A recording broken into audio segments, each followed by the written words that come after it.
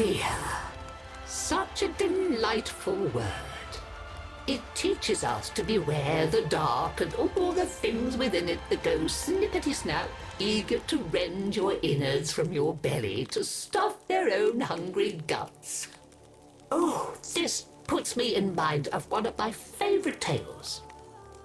For there is one legend older than all the rest, one that as civility beat back the wild as centuries turned into millennia, has evolved along with us.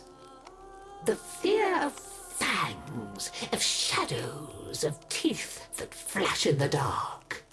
The story of a wolf waiting in the shadows, ready to rip out our throats.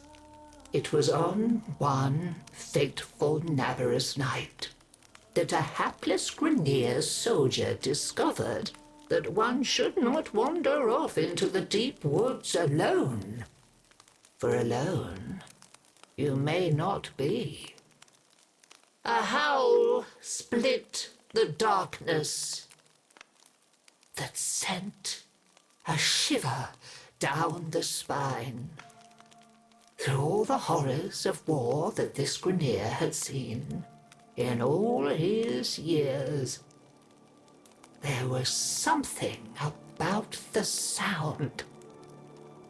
It tapped into the very thing that is born as we are born, sputtering and mewling into this uncaring world. Fear. He was alone. He was being hunted.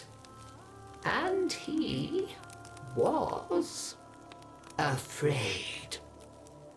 Into the night the Grineer soldier ran, over stump and through darkened glade, with the sound of the beast growing closer, louder, howling, jaw slather snapping, a misplaced foot, an ill-timed step, and the ground came rushing up to meet him. Rolling onto his back, he sought to defend himself, but last, catching sight of his pursuer, primal terror had come for him. A twisted shape, bulbous, stinking, fetid, jaws drooling with ooze and ire. An infected Kubradon. Lifting his marelock, his shaking hand took aim. Bang!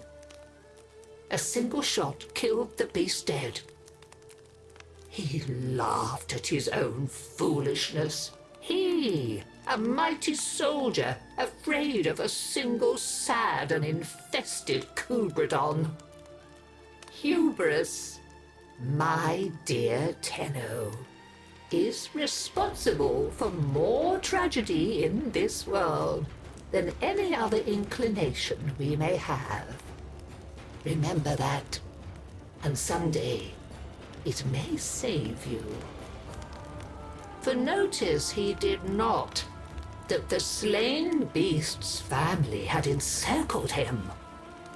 The creatures descended, sinking teeth into flesh, peeling sinew from bone, spreading their infested blood into him.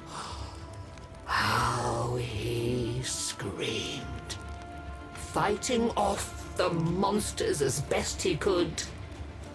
Fists pounded into fur as he fought like the beasts around him. It was all he had left. One heartbeat would be all that could spare him from the grave. In the end, he survived, torn and shredded, bleeding and bitten, but alive. He thought that his arduous saga had come to an end. Until he heard that dreadful howl once more.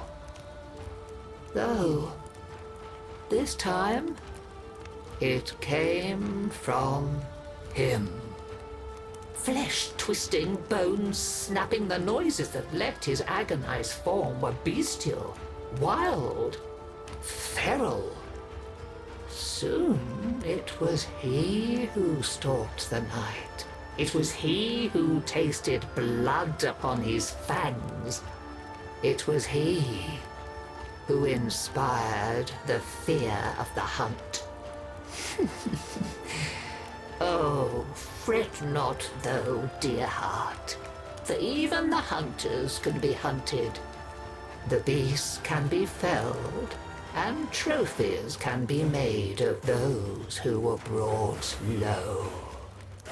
But mark me, Tenno, for perhaps this Naberus night, when you think yourself the pinnacle of the hunt, you had best be wary of the eyes peering at you from the dark, lest you be next.